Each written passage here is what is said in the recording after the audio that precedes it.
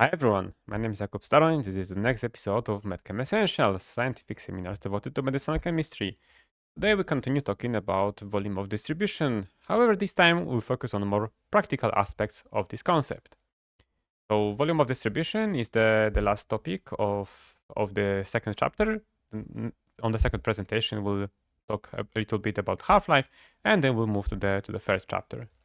So today we will speak a little bit about how structural changes affect volume of distribution. Then we'll introduce a new concept, which is area under the curve, AUC. And finally, we will speak how AUC relates to bioavailability. So moving on to the presentation. Those two molecules, we have nifedipine and nimodipine.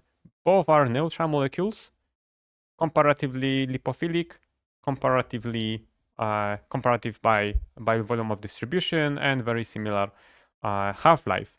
Nifedipine is being administered 4 times a day. So in order to reduce the frequency of dosing, this new basic group was being added. So the compound is basic, and the volume of distribution is 17 compared to the 0.8 and for the nifedipine. As you see, clearance is very similar. The same is lipophilicity, but the half-life is already 34 hours compared to the 1.9 hours. So already 21-fold higher, which allowed that the amlodipine to be administered once a day in spite of the 4 times a day in case of nifedipine. The second case example are these macrolide antibiotics. We have erythromycin administered multiple times a day with half-life of 2 hours. The compound has one basic group in the molecule, in the structure. Where upon introduction of the second basic center in the macrolide ring, the volume of distribution was increased to 34 liters per kilogram. And together with that, clearance was reduced twofold, which allowed to increase the half-life by 269 hours. The first case are histamine type 3 receptor ligands. We have 3 compounds. All of them have basic center in the structure, similarly basic. Volume of distribution is significantly different between those compounds. All depends on the second basic center that was introduced into the molecule. So with the introduction of this weak basic center, volume of half-life is being increased like 9 times, 9-fold. But for the strong basic center that was being introduced in the second, the half-life is increased up to 250 hours. The third example are beta-1 blockers, metoprolol and the betaxolol. We'll have multiple changes. However, the compounds are similarly basic because both the compounds contain only one basic center in their structure. However, here, to increase the half-life, more lipophilic group was being tagged on the oxygen. So slightly lipophilicity was slightly increased by 1 log, but the clearance was significantly reduced, and this allowed ultimately to increase the half-life from 3.6 hours to 17 hours.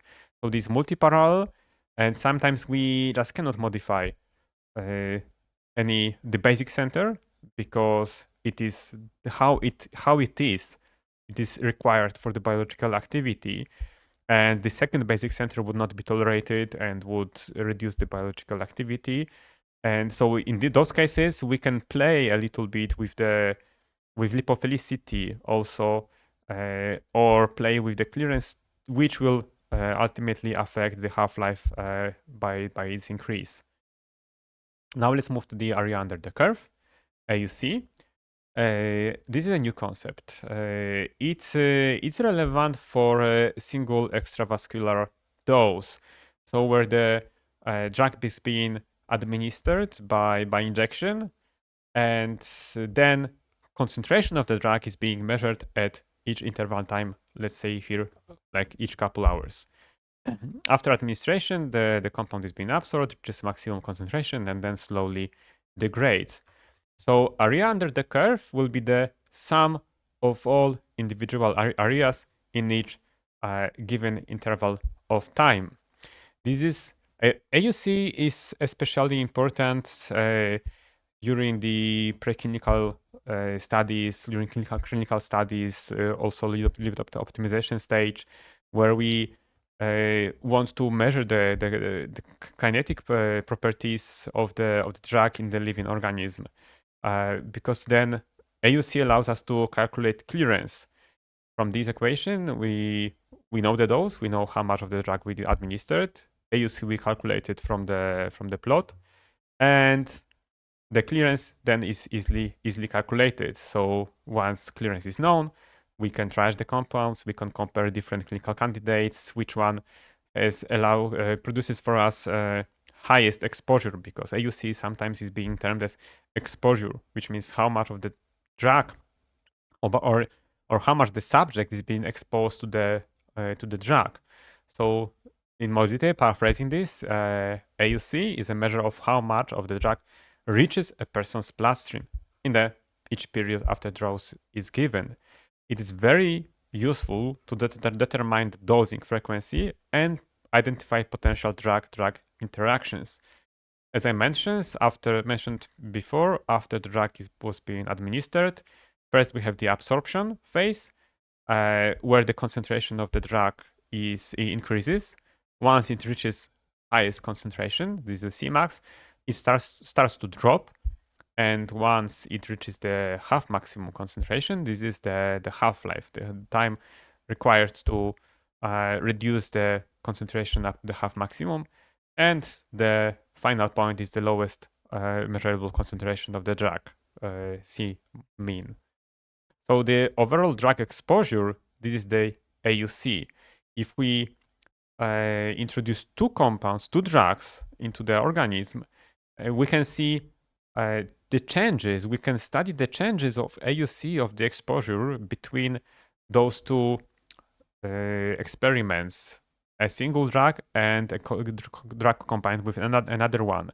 We'll see how this another drug affects the exposure of our parent molecule, whether it's increasing or decreasing the exposure.